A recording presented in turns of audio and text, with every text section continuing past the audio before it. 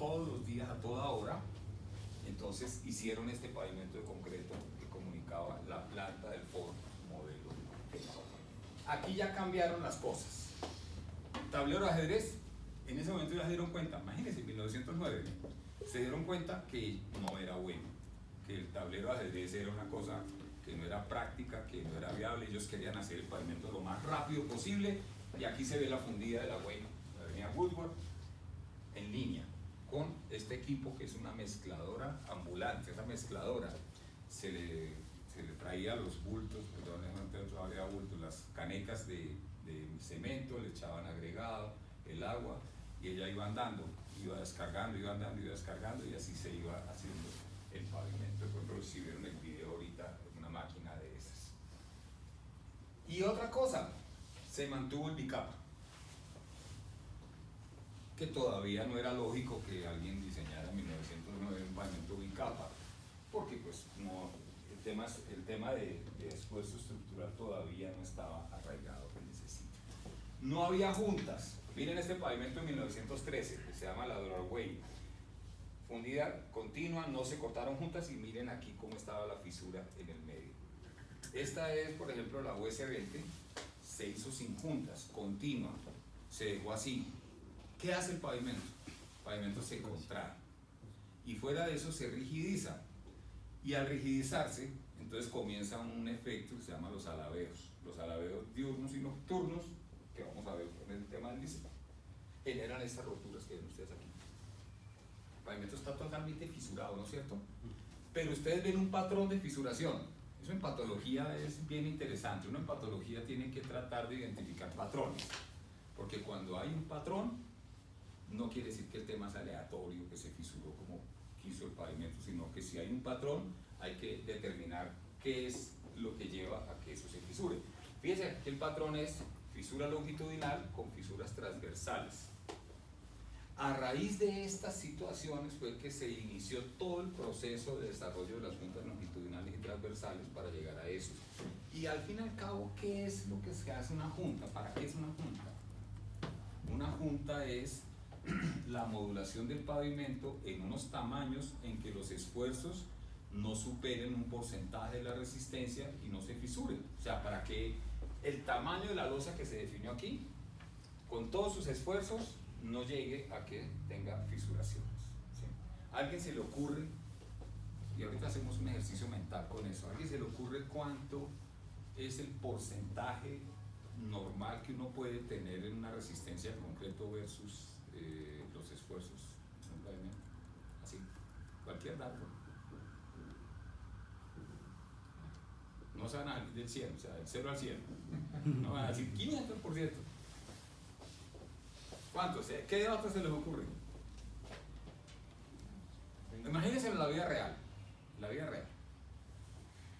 ¿Sí? Yo soporto que puedo levantar, pongamos un bulto de cemento para hacerlo más cercano a esto, 50 kilos.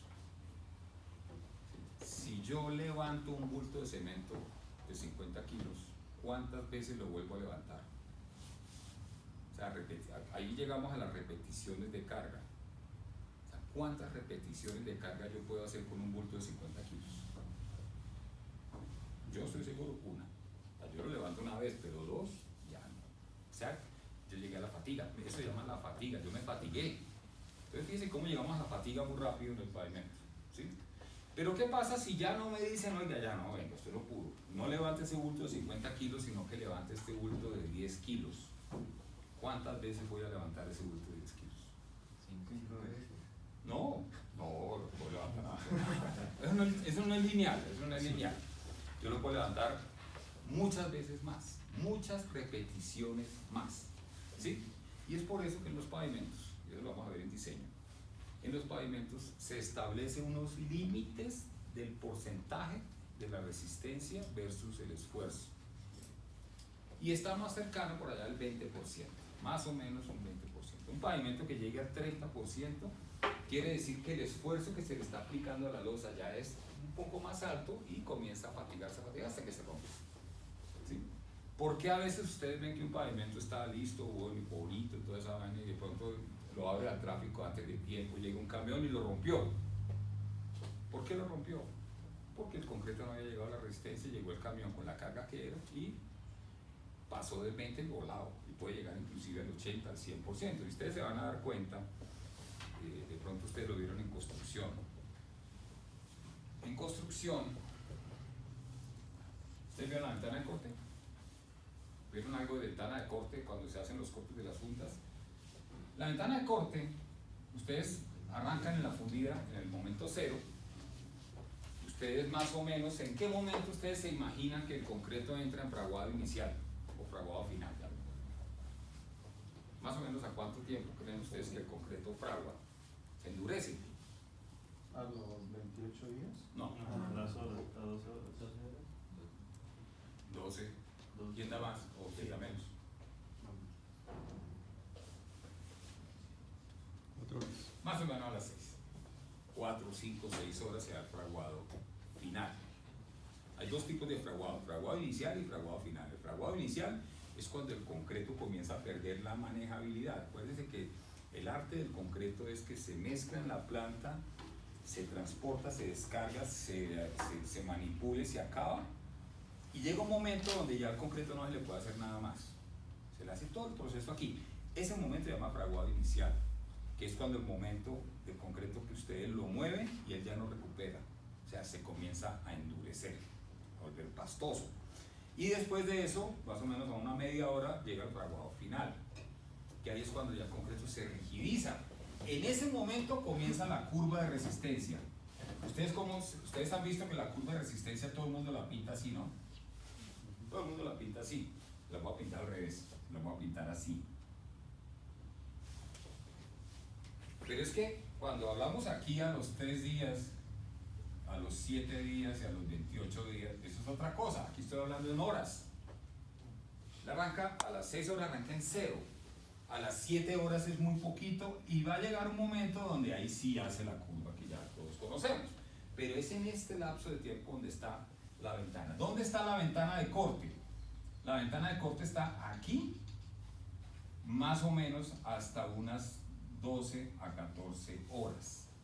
Y en ese momento es cuando la losa comienza a moverse, se rigidiza. Y si la losa se rigidiza, entonces ya la temperatura la mueve, la contrae, la expande.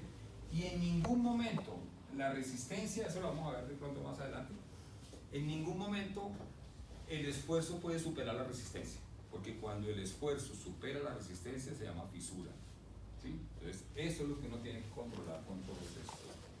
Y precisamente el tema de juntas es el que establece ese tipo de cosas. Y todo ese desarrollo nos trajeron a hoy. Fíjense que esto era solamente para decirnos cómo estamos hoy. Hoy estamos así. Un pavimento que tiene múltiples opciones estructurales, es un pavimento que tiene muchas opciones de estructuras, es un pavimento que tiene muchas metodologías de diseño, las más conocidas, PCA, ASTO, Pavement Designer, y una gran cantidad de pavimentos, digamos que hay en el mundo desarrollados de manera racional, criterios enfocados a durabilidad, control de esfuerzos y deformaciones. Control de esfuerzos y deformaciones, ¿qué es? Es todo lo que yo utilizo para que el pavimento no se fisure, ¿sí? Para que se deforme, para que me genere esfuerzos, pero que nunca vayan a llegar a la fatiga y que me van a fisurar. ¿Cuáles son? Los tamaños de las losas, el espesor, las transferencias de carga, el soporte lateral, una gran cantidad de cosas que hay ahí. Uso de concretos de altos módulos de rotura. Altos módulos de rotura. Acuérdense que el concreto en pavimento no se maneja con presión, se maneja flexión. Cuando uno habla flexión, entonces uno habla de MR. MR es módulo de rotura. Normalmente es un valor que está entre el 8 y el 12% de la compresión. Entonces por eso es importante eso. ¿Por qué es una fracción de la compresión? Porque es mucho menos la flexión que la compresión. ¿Por qué creen ustedes?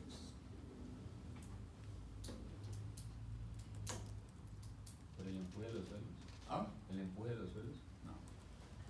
No lo miren en la estructura del pavimento, mírenmelo como concreto solamente. Esto es un cilindro de concreto, usted lo comprime.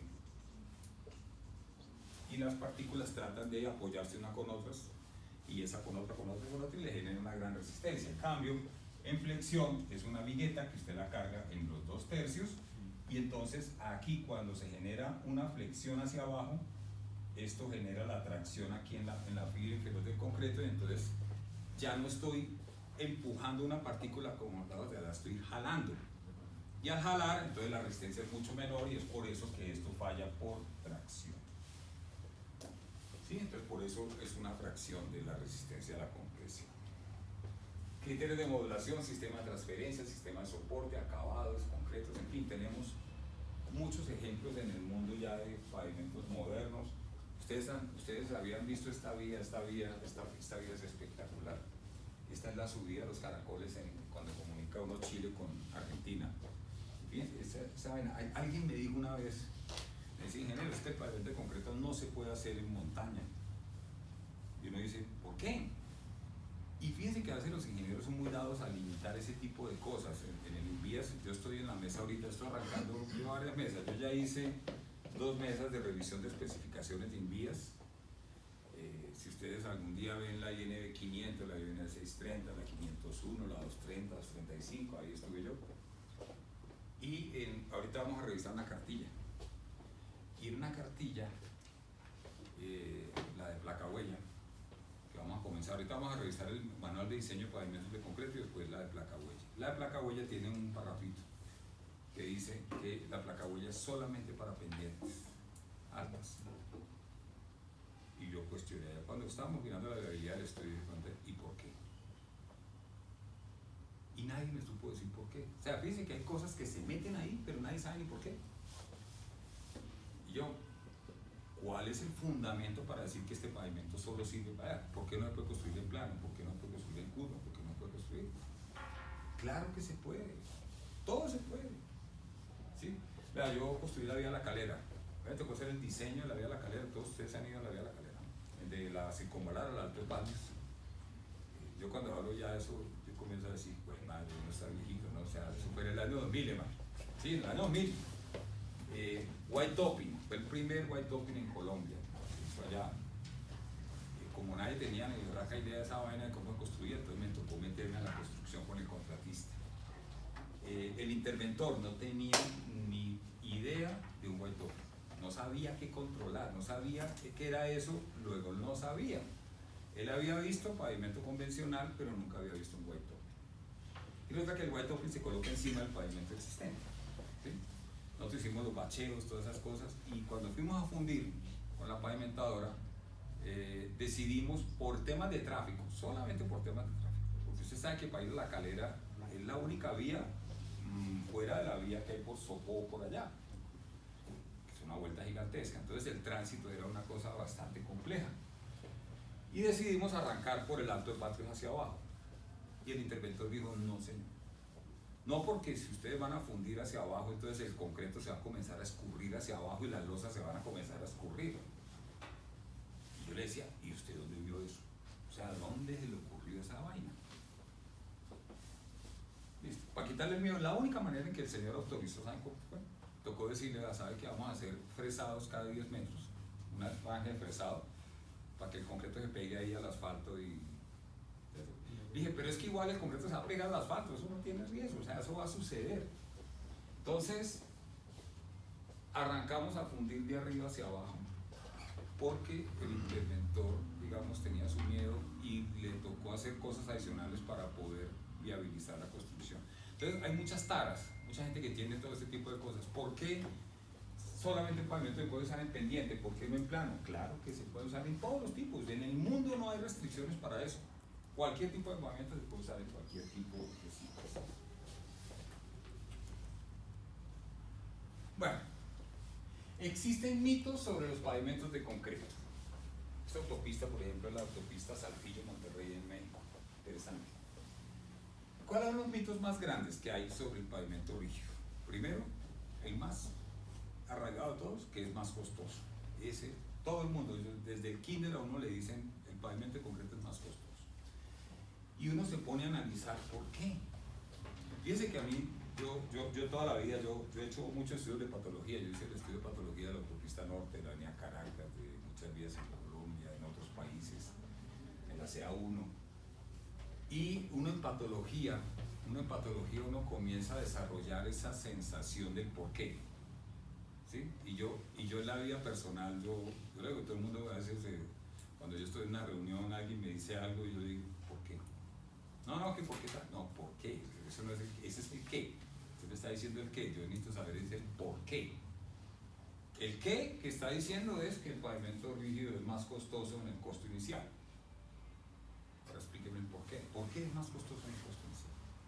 Entonces, cuando uno comienza a desglosar y a mirar, y lo vamos a ver más adelante, ustedes se van a dar cuenta dónde está el punto de quiebre para que sea más costoso. Y no es una realidad de materiales, no es una realidad de costos de construcción. Es una realidad del diseño y del análisis que hay. Yo tuve la oportunidad, y tal vez lo presenté, Carlos, el año pasado, ¿te acuerdas? Yo presenté un estudio que acababa de hacer en ese momento.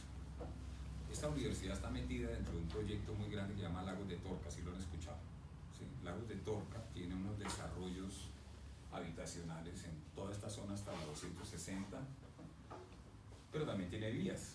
De hecho, están construyendo aquí la vía, la 200. Esa fue una de las. Entonces, a mí me llamó un miembro de la junta directiva de Lagos de Torca y me dijo, hombre, tengo un problema aquí, necesito que me revise los diseños de acá de las vías, porque las vías, a pesar de que son públicas, las va a desarrollar el desarrollador. Y ellos contrataron a firmas internacionales, hicieron los diseños, se los entregó. El señor tenía, ¿cómo era aquel señor? Un miembro de la junta directiva, no tenía ni idea de pavimentos de concreto ni de pavimentos de asfalto, pero vio que había algo raro en los costos. Pues claro, le dolía era el costo, porque le decían, usted tiene que aportar como miembro de todo el plan, tiene que aportar tanta plata, él dijo. Y yo revisé todos los diseños de Lagos de Torca, todos estos. Y lo que me encontré fue una cosa monstruosa de errores de diseño, errores de comparación. Y lo más curioso es que decía al comienzo del estudio de uno de ellos, se va a recomendar el pavimento que tenga el menor costo inicial. Y arranca diseñando diferencial, o sea, diseñó el asfalto para 10 y el concreto para 20. Y ahí yo sí llegué a él y le dije, ¿por qué? ¿Por qué usted puede diseñar algo para 10 y algo para 20? Usted si fuera en su casa y va a comprar un apartamento, ¿usted hace eso? Estoy seguro que no. Estoy seguro que usted va a comparar dos cosas equivalentes. Pero si yo voy a comparar un carro de baja gama con uno de alta gama, pues voy a tener problemas de comparación y apreciación. Claro, voy a llegar un Renault 4 contra un carro BMW, pues lógicamente yo voy a llegar a que este es más barato, ¿sí? Pero de pronto no cumple con el estándar que ustedes están pidiendo. De pronto ustedes querían otra cosa, ¿sí? Entonces comenzamos a encontrar. Y lo más curioso es que en ese proyecto diseñaron para 10 y para 20 el concreto y les dio más barato el concreto, costo inicial. Y a pesar de que en el comienzo del estudio han dicho que el concreto que se va a recomendar es el más barato, después dijo, no, pero entonces vamos a implementar una tabla de comparación, se la voy a mostrar. La tabla de comparación, para poner los equivalentes unos con otros, y se inventaron 23 criterios de comparación, de los cuales solamente sirven 3. Los otros 20 son, y al final se volteó y se dijo, no, ¿sabe qué? Es mejor la parte. Les voy a mostrar estudio, porque eso lo que muestra es que lógicamente hay un tema. Yo por eso, no sé si alguno de ustedes va a ir ahorita al simposio colombiano de pavimentos, ¿alguien va a ir? ¿No? ¿Cuándo allá, es? o para allá, miércoles, jueves y viernes de la próxima semana. Yo voy a dar una charla ya, y entre la charla tengo un remate bien interesante, que inclusive me mete en la ética, porque es que lo que yo encontré en esos diseños de ahí son ataques a la ética, falta de ética, ¿sí? Cuando usted sabe algo y le mete la puntuación al revés, pues madre, y después el concreto pierde por un punto cuando usted le metió a 6 ítems el puntaje al revés. Entonces uno dice, yo le dije allá, hombre, me gustaría pensar que aquí hubo un error de digitación. Ya me gustaría. Yo sé que no, pero me gustaría pensar de que aquí hubo buena fe y que fue que el tipo se equivocó y metió el dato donde no era. Pero la verdad no es así, y lastimosamente el tema ético es uno de los temas. Yo creo que que donde tenemos que trabajar mucho en este sector, donde tenemos que comenzar a evitar jalar esos indicadores para donde no son y todo ese tipo de cosas. Que son difíciles de diseñar, difíciles de construir, que se haga. Vea, este es un tema horroroso. Que en el caso de las ciudades, usted no se imagina lo que nos toca pelear por eso. Porque cuando uno dice, por ejemplo, ustedes han visto la autopista norte cómo está llena de parches de asfalto. Por una razón, por una razón. Ah, porque es que como el concreto hay que esperar 28 días para abrir el tráfico, esta ciudad no puede depender 28 días para abrir el tráfico. En cambio el asfalto se abre de uno. Y yo les dije, ¿y quién les dijo a ustedes que el concreto se tiene que esperar 28 días para abrir el tráfico? En el caso normal, cualquier concreto de pavimento se abre a los 5 días sin problema. Pero hay unas cosas que llaman el fast track. Usted puede utilizar concretos a las 8 horas, a las 10 horas, a las 12 horas. Y yo les pongo a veces el ejemplo del aeropuerto de Atlanta. Yo tuve una cercanía con alguien del aeropuerto de Atlanta que hace los mantenimientos en el aeropuerto de Atlanta. Acuérdense que el aeropuerto de Atlanta es considerado el más congestionado del mundo. Tiene 4 pistas y las 4 viven a 100% a toda hora de colaje, aterrizaje, colaje, aterrizaje. Yo los traje porque yo estuve en una asesoría al aeropuerto de Tocumen en Panamá. Y cuando yo identifiqué el problema en Panamá, les dije, les voy a traer a alguien para que ustedes lo escuchen de primera mano, y me traje al que hace los mantenimientos del aeropuerto de Atlanta. ¿Y saben cómo hace el aeropuerto de Atlanta? Cierran una pista, por ejemplo, una pista. Hay que arreglar 7 losas, listo. Todo es concreto, ¿verdad? Todo es concreto, plataforma, pista, todo. Cierran a las 12 de la noche. A las 12 de la noche le dan acceso al contratista. Él señaliza, demuele las 7 losas, más o menos en 1 hora hace todo eso, adecúa lo que tiene que hacer, cambia barras, arregla la base, lo que sea. A las 2 de la mañana funde, descarga el concreto en varios sitios, ¿sí? Que lo produce por aquí, lo descarga. Y a las 5 de la mañana tienen que aterrizar los aviones. O sea, es un concreto de 3 horas. De 3 horas de apertura. O sea, ¿qué nos quiero decir con esto, hombre? Las posibilidades son infinitas. No se casen con una idea. Porque si ustedes se casan con esa idea, es muy probable que ustedes nunca vayan a conseguir algo que de pronto lo podían tener, pero ustedes mismos se negaron la posibilidad de tener. Y eso miren en la vida personal también. Entonces, cuando uno explica eso, en Barranquilla, la malla vial de Barranquilla, ustedes saben que Barranquilla tiene más del 80% de pavimentos de concreto. ¿Sí? Allá, cuanto asfalto no es. Y allá se diseñó desde hace mucho rato, que yo participé en ese tema del mantenimiento de la malla vial. Y allá tocó meter fast track. ¿Para qué? Porque es que tocaba fundir y a las 6 o 7, 8 horas tocaba abrir el tráfico. Acá hubo en la autopista un error. Contratista le dijeron en una de las reparaciones viejas, le dijeron, señor, ustedes tienen que meter ahí concreto de alta resistencia inicial. Y así lo hizo. Y les voy a hablar, la losa queda exactamente en la 129 en el sentido norte-sur. No es una losa, eran 7, 8 losas. Y las reparó y fundió. Y a las 8 horas dio al tráfico. Y al otro día estaba todo fisurado, desgastado y deportillado. Conclusión del contratista y del interventor: es que el concreto no sirve. Imagínense la conclusión. Y ya investigando, cuando entramos nosotros, claro, porque es que miren un poquito el juego, cómo es esto. Esto es como un tira y afloje, ¿no? El tira y afloje es que, lógicamente, el contratista dice, es que el concreto no funcionó para que el concretero le responda y le cambie el concreto. Entonces, claro, cuando llaman al concretero y le dice, oiga, usted tiene que demoler 7 losas y volverlas a reponer a su costo.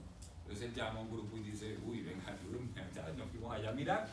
Ah, venga, ¿qué concreto se colocó? Ah, concreto de alta resistencia inicial. Muéstrame el recibo, muéstrame la compra. Aquí está. Y venía ahí, estaba clarísimo. El señor que pidió el concreto no pidió un concreto de alta resistencia inicial a tal resistencia. Pidió un concreto de fraguado temprano, que es otra cosa. fraguado temprano es que endurezca más rápido. Que si antes se demoraba 6 horas, ahora endurezca en 3. Pero la curva, pues, sigue igual. Entonces, en síntesis, ¿qué fue lo que pasó en esas 7 o 8 losas? Que se abrió al tráfico antes de tiempo. Cuando la resistencia al concreto estaba muy bajita, cuando la carga es la misma, luego el porcentaje se disparó mucho más del 20, 50, 80% y la losa se fisuró, se desgastó y se descortinó. Entonces, este es uno de los traumas más grandes que vivimos nosotros, sobre todo en temas conceptuales, de que los concretos donde no hay que esperar 28 días para eso. Pero la realidad que estamos viendo, diferente a esos mitos, es esta. El concreto es durable, buen desempeño. Todas las que están en azul son las que ya todo el mundo conoce. Y en el medio uno habla con la gente y todo el mundo le dice a uno, sí, yo reconozco que el pavimento dura mucho. Hay pavimentos de 70, 80 años. Las que están en rojo son las que normalmente nadie conoce. Nadie conoce. Y es que tiene menor costo inicial de construcción porque eso desbarata el mito anterior de que es más costoso. Entonces la gente le dice a uno, pero ¿cómo así? O sea, si a mí me enseñaron en la universidad que era más costoso en el costo inicial, pero ¿cómo así que es más barato? Vamos a verlo. Buen desempeño y sostenibilidad. Ahorita el tema de sostenibilidad se está moviendo de manera súper importante. De hecho, en Tríngules aquí, confidencias de industria, ahorita se nos viene a nosotros el impuesto al carbono. O sea, el gobierno le metió una cosa que llama el impuesto al carbono. Y viene pesado. Para esta industria son $50 millones al año en pago de impuesto porque hay emisiones de CO2 en la producción. Entonces nosotros estamos en una tónica. Primero, estamos rebajando la huella CO2, porque al bajar la huella, entonces se baja el impuesto, ¿sí? Ahora, lo que el gobierno no ha entendido hay una cosa, mire, esto es tan sencillo. ¿Qué pasa cuando el gobierno sube la gasolina y sube el diésel? Sube todo. Pero ¿quién termina pagando? O sea, ¿qué pasa si al cemento le imponen una tasa de $50 millones al año? Pues eso va a los costos, eso va a un ítem que se llama impuestos, que hoy en día era esto y ahora es esto. Y eso va dentro de todo el cálculo, llega al punto de equilibrio, la utilidad prevista, todo eso, y al final el cemento va a pasar el bulto de 30.000 a 35.000. Eso es lo que va a suceder. De pronto el gobierno a veces dice, no, es que los industriales tienen que ser conscientes y asumir ese peso. Nadie en el país asume ningún costo. Si usted tiene un puesto de hamburguesas y le suben los insumos, pues usted sube el precio de la hamburguesa. ¿Quién termina pagando todo esto? Es la gente. Eso es. Esa es la realidad, esa es la cruda realidad. El tema de sostenibilidad nosotros lo hemos trabajado mucho. ¿Sí? Hay varias cosas que nosotros vamos a comenzar ahorita a sensibilizar. Yo, por ejemplo, ahorita en Popayán, de hecho el evento de Popayán del Simposio Nacional Colombiano tiene un enfoque de sostenibilidad. Entonces a mis conferencias le estoy metiendo varios temas de sostenibilidad. Nosotros venimos trabajando en temas de coprocesamiento hace 40 años. Nadie lo sabía. Coprocesamiento quiere decir que a los hornos de cementos se le meten residuos que nadie quiere. ¿Sí? Nadie quiere ciertos residuos. Por ejemplo, ustedes saben cuál es el problema de las llantas. Las llantas, cuando ustedes van a la serviteca y cambian la llanta porque se les desgastó, usted le pone una nueva y usted se va, feliz, con 3 millones de pesos menos en la cuenta.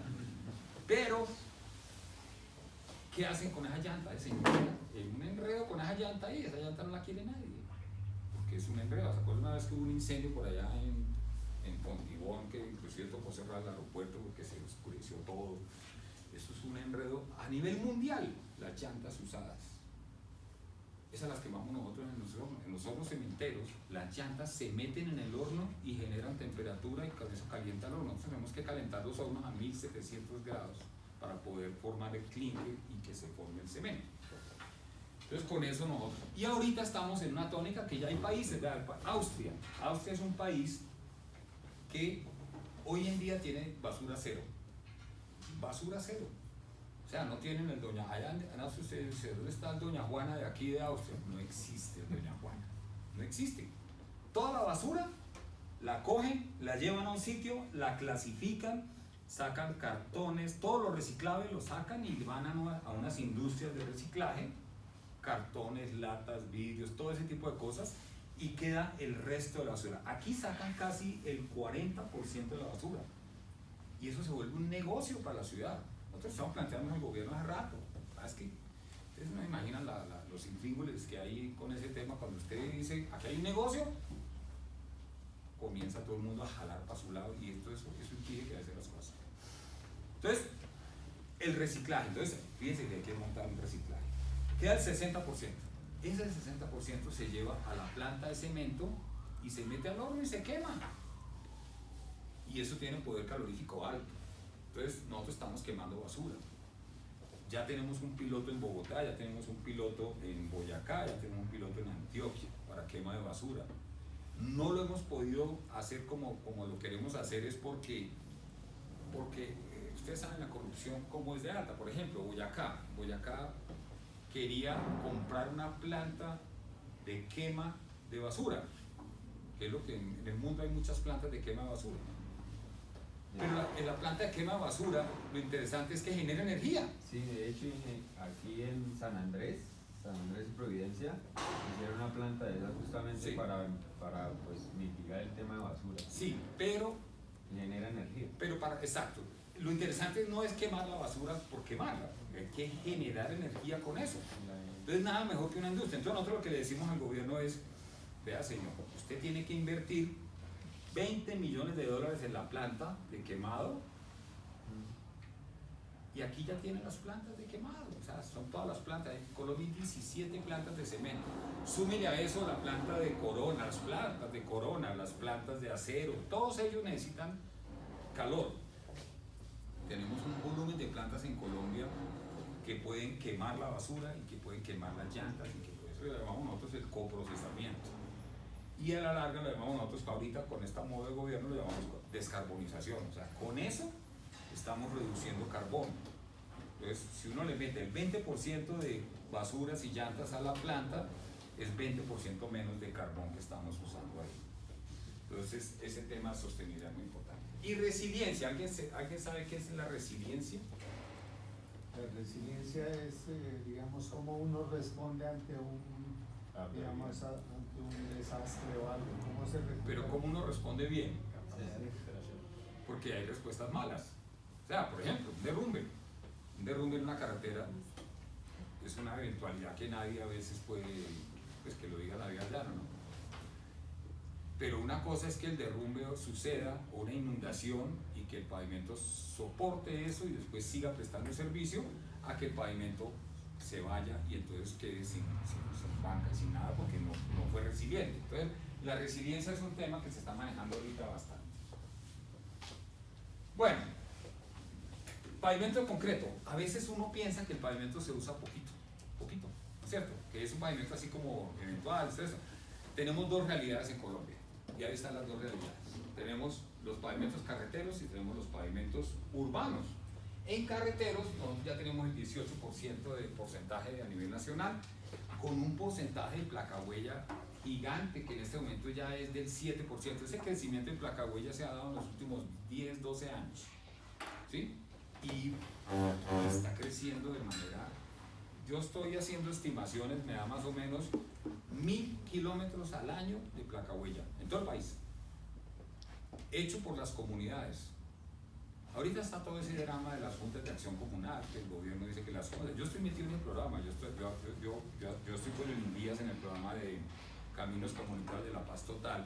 Y fíjense que en una reunión, yo estaba hablando, les voy a hablar de Historia Patria, pues reciente, 2022, cuando llegó el gobierno, y dijo: yo voy a hacer caminos comunitarios con las juntas de acción comunal. Y se comenzó a diseñar un esquema, y yo estaba en la mesa, y un día, pues, y me preguntaron: ¿usted qué opina? Y yo le dije: hombre, opino que no hay que inventarse lo que ya está inventado. Eso ya lo vienen haciendo las gobernaciones y los municipios hace 20 años, 30 años. Contratando con juntas de acción comunal, haciendo las vías con un proceso de pólizas, de todo eso. Eso ya está inventado. Entonces, el gobierno tal vez un poquito la dificultad que se metió es que se puso a inventar un proceso totalmente nuevo. Y eso complicó todo el proceso, el tema legal, el tema administrativo y todo eso. Pero fíjense que el porcentaje de placa huella ya es bastante alto, 7% y creciendo. Y en red total urbana, fíjense que nosotros tenemos el 51% cuando uno toma. Y hay un ítem bien interesante, la placa huella urbana. Y uno dice, mucha placa huella urbana si la placa huella es rural. Pues ¿cómo así que en las ciudades hay placa huella? Sí, señores, hay mucha placa huella urbana. En las zonas perimetrales, por ejemplo Bogotá tiene mucha placa huella, en 2 sitios.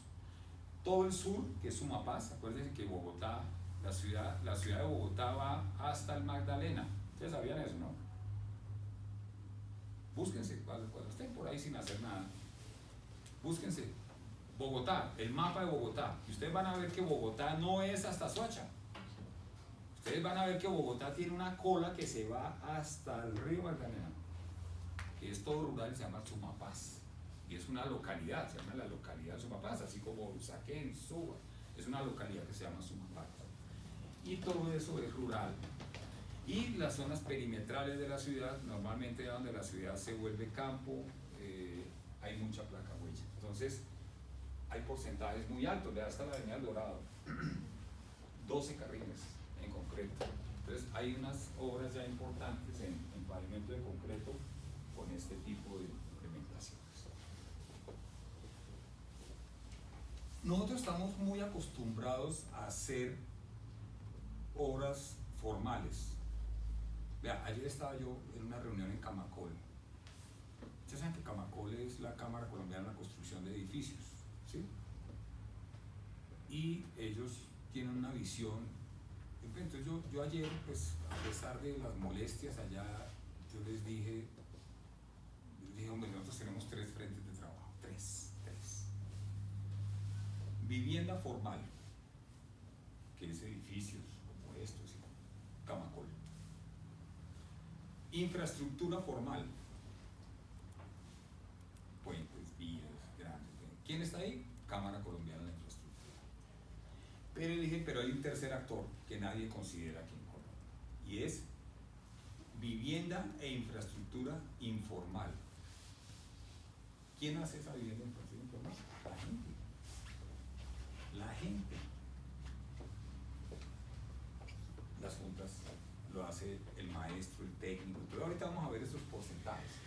Y cuando uno mira esto, esta es la distribución, por ejemplo, esta es la ciudad de Bogotá, esta es la distribución de la malla vial de Bogotá. Y ustedes ven que la malla local tiene el 55,2%. Más de la mitad de las vías de Bogotá son callecitas de barrio. Y no lo puse aquí para no enredarlo, yo no sé si viene ahí más adelante.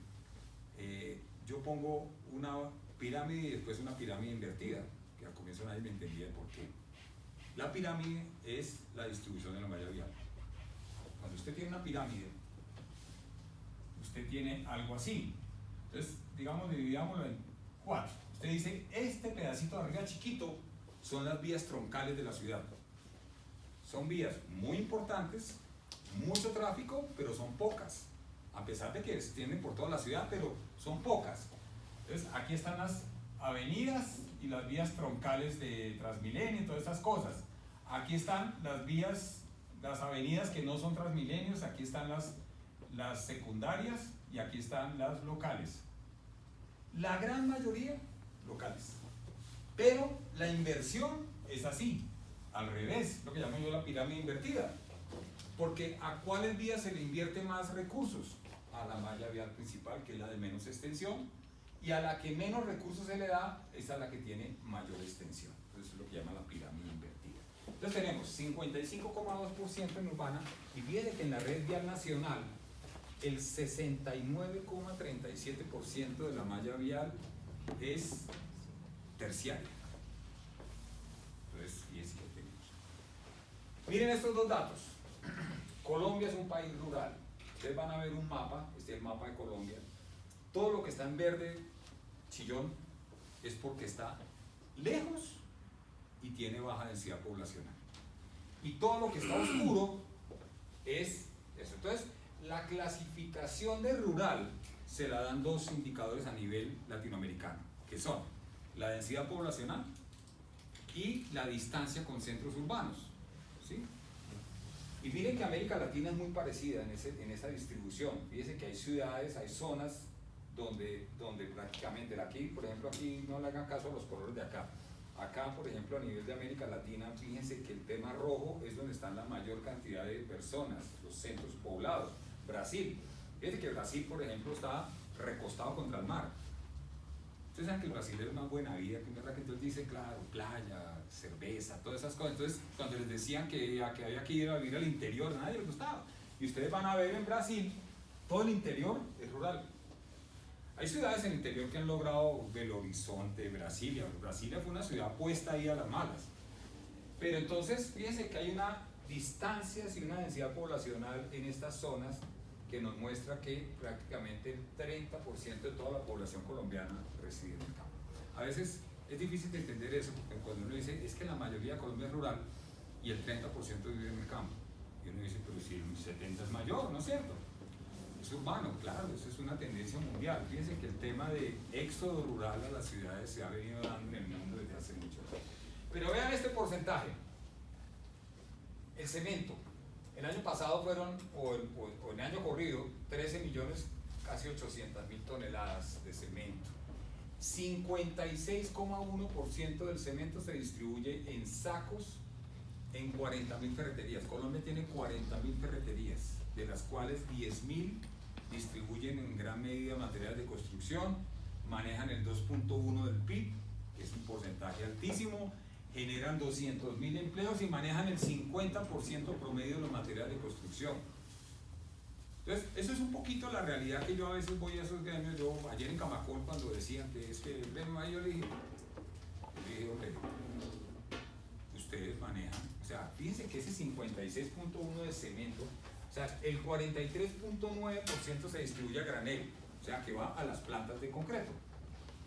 Y va para dos frentes, vivienda e infraestructura. Normalmente la vivienda e infraestructura está más o menos equilibrada. Esto quiere decir que el porcentaje de cemento que se va para vivienda formal es más o menos del 24-23%.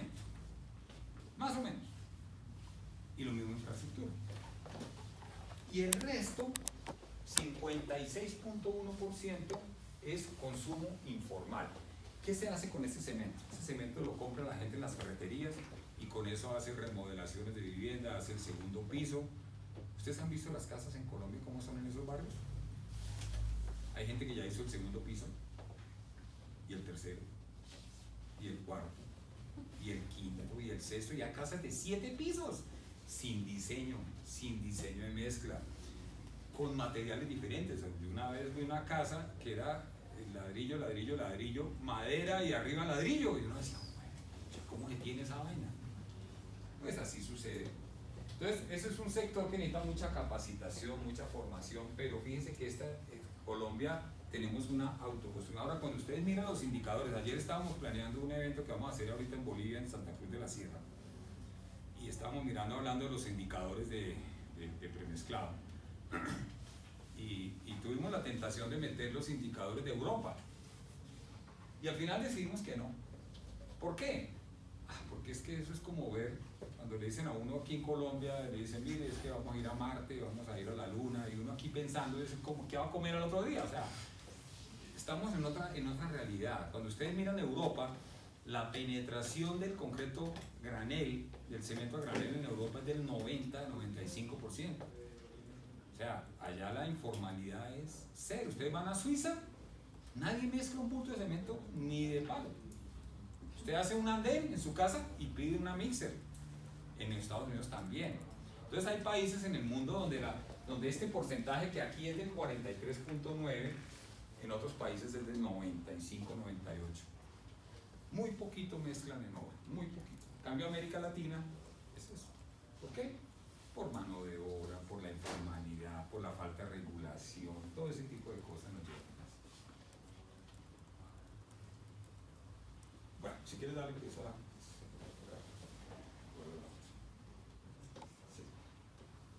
Bueno, sistema BRT. Ustedes han visto que Bogotá tiene un sistema de transporte masivo basado en esto. ¿Se han cometido muchos errores? Sí. Las primeras troncales de la fase 1 se diseñaron mal. Hoy en día las troncales de Bogotá se hacen con 30 centímetros de espesor, MR45, no lo altura. Las primeras ejemplo, la avenida Caracas, que es la avenida más transitada de Transmilenio que tiene la ciudad, porque todas las troncales llegan a Caracas. Entonces, si uno está hablando ahorita, por ejemplo, la avenida Américas, la avenida Américas se diseñó para 350 millones de ejes equivalentes, que eso es un cubo, mucho. Y esa desemboca en la Caracas, imagínate. Entonces llega a la Caracas y a la Caracas le llega el Autonorte, le llega la Suba, le llega la Sur, le llega el Tunal, le llega la Avenida El Dorado, todas llegan a la Caracas. Entonces la Caracas se debe haber diseñado, por lo menos, si hubieran hecho un análisis racional del diseño, era una avenida que se tuvo que haber diseñado, por lo menos para tener algún tipo de consideración, una avenida de por lo menos más de 100 millones de equivalentes para arriba, 200, 300, 500, 800 millones de equivalentes. Debe haber tenido, el diseño no lo tuvo. Y por eso la Caracas tiene 20 centímetros de espesor. La avenida El Dorado, la avenida Suba, la que está haciendo, esta es la avenida 68, ahí la 100. Esta tiene 30 centímetros de espesor. Y la pobre Caracas, que es la que recibe todos los buses, tiene 20 centímetros, tiene 10 centímetros menos. La Caracas necesitaba 38 centímetros de espesor. O sea que, ¿ustedes se imaginan cómo funciona algo que tenga 18 centímetros menos? Mal, pues claro. Ahora, lógicamente sale una gente a decir, es que el concreto no sirve. O sea, yo he encontrado muchas cosas que dicen por ahí, esta vaina dicen, es que los materiales no fallan. Los materiales se comportan. ¿Saben cuál es la diferencia entre eso que acabo de decir? Cuando alguien se comporta, por ejemplo si ustedes se comportan mal como personas, ¿qué quiere decir eso?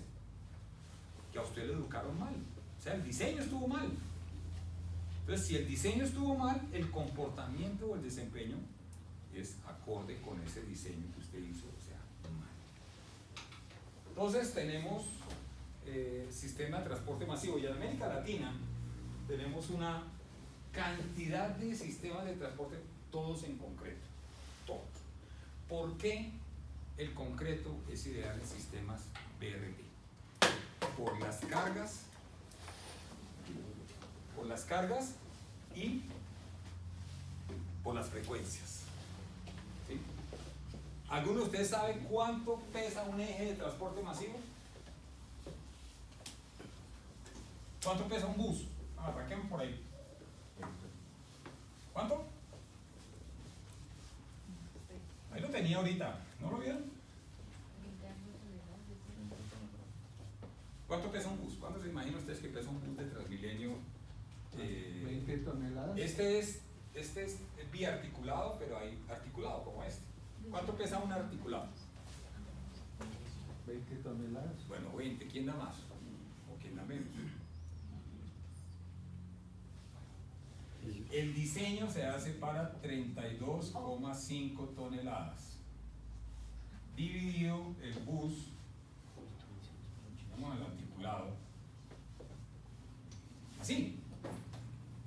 Imagínense que eso es un Transmilenio. Esto tiene 7,5 toneladas de eje direccional, 12,5 de eje intermedio y 12,5 de eje. Eso da 25 y 7, 32,5. Eso es mucho más que el eje de 8,2. Es por eso que los diseños de transporte masivo dan 300, 400 millones de ejes equivalentes, porque cuando uno hace el cambio a ejes equivalentes, este eje de 12,5 es muy superior a la carga que genera y el desgaste y fatiga de un eje de 8,2, y es por eso que arroja tanta. Y fuera de eso, las frecuencias tan altas llevan a que esto tenga este diseño tan grande. ¿Por qué se diseña un bus de Transmilenio para 32,5 toneladas así esté vacío? Porque el sistema de transporte masivo ustedes no pueden considerar.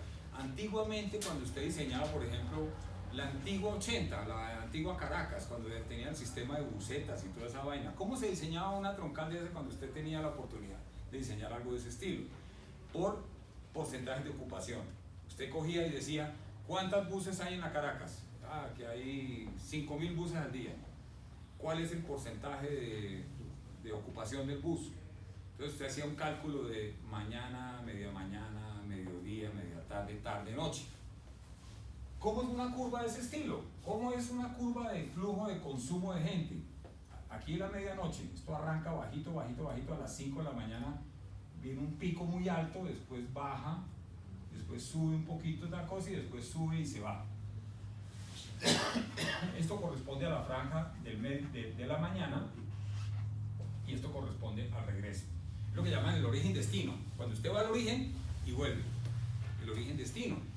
Entonces, cuando usted considera estos valles que hay aquí, bajitos,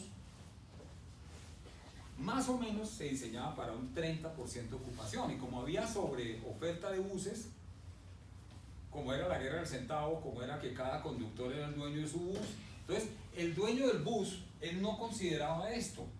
El dueño del bus, él se levantaba a las 5 de la mañana, salía a las 4 y se agarraba a manejar hasta las 10 de la noche. Iba y volvía, igual a la mañana, media mañana, tarde libre, porque necesitaba plata.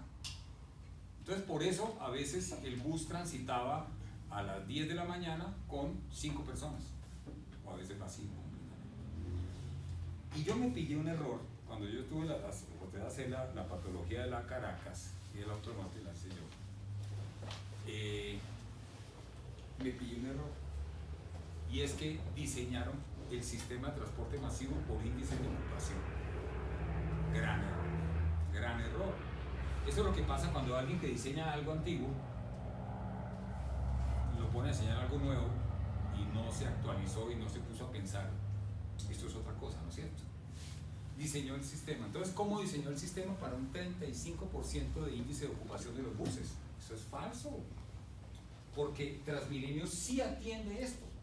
De hecho, les voy a plantear, lo que pasa es que a veces es difícil verlo, pero yo a veces les digo siempre a mis alumnos, hombre, la próxima vez que ustedes transiten por aquí y por allá, entonces ya dejen de mirar el paisaje, miren para el piso, miren el pavimento, miren los patios, miren esto. Váyanse al patio, por ejemplo, cualquiera. El patio que está aquí, el patio de la 183, 182, esa avenida es en concreto, 6 carriles, ya la vieron, la avenida San Antonio, se hizo en el año 2000, concreto, ya lleva 24 años y está perfecta, está súper bien.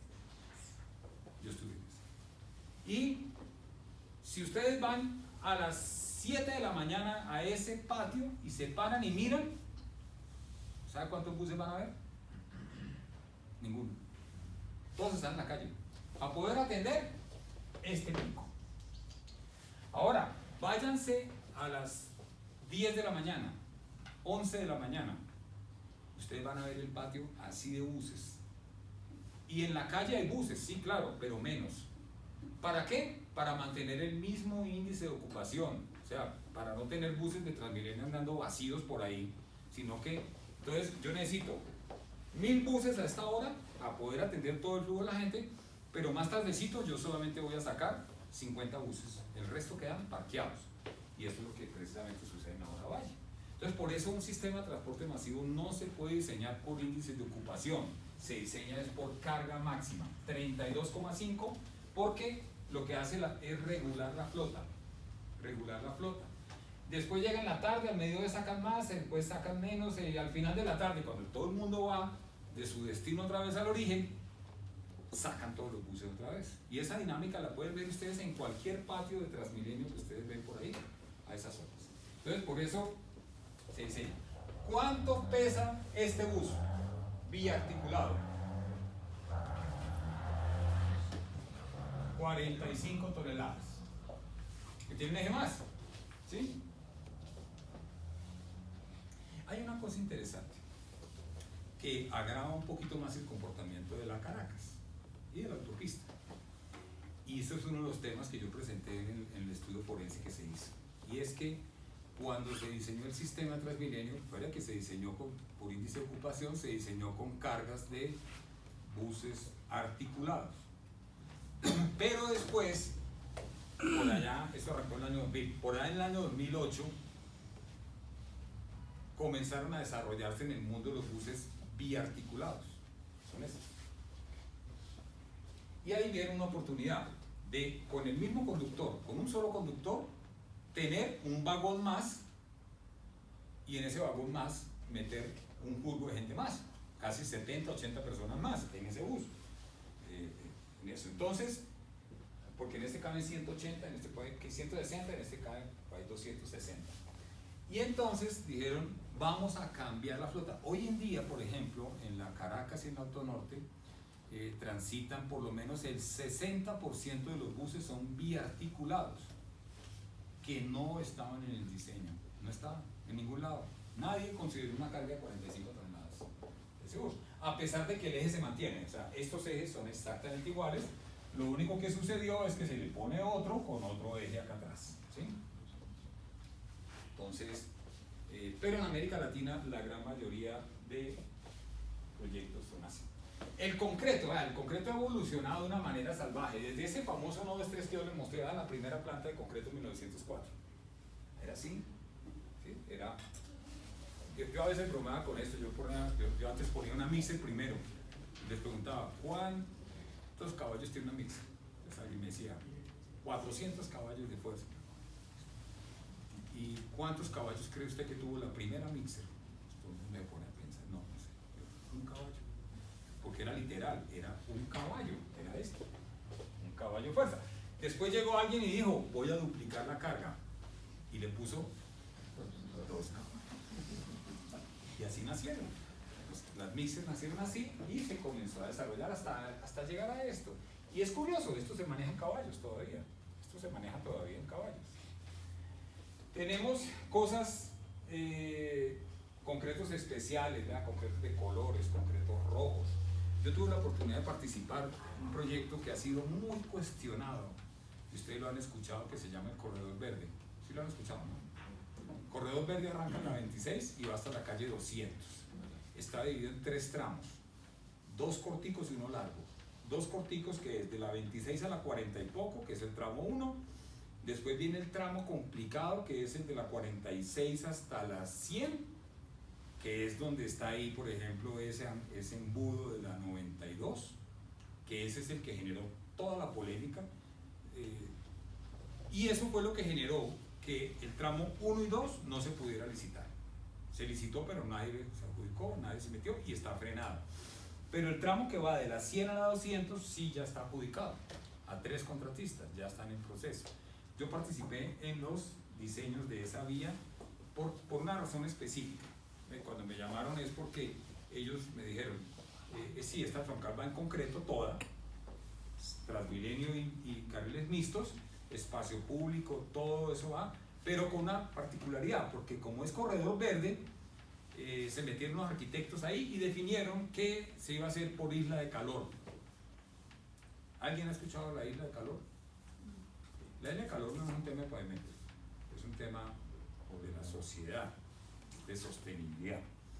La isla de calor se refiere a el diferencial que existe entre la zona urbana y no urbana en términos de temperatura del aire. ¿Por qué la temperatura en las ciudades es más alta que en el campo?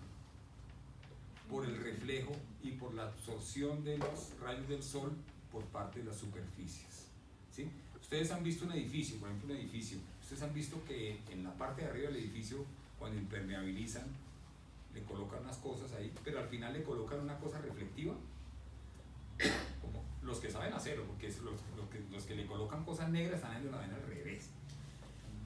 ¿Por qué? Porque los mantos negros absorben los rayos del sol y calientan el edificio, entonces usted tiene que meterle más aire acondicionado al edificio o más control de temperatura para hacer eso. En cambio, si usted le coloca algo reflectivo, más claro, los rayos rebotan.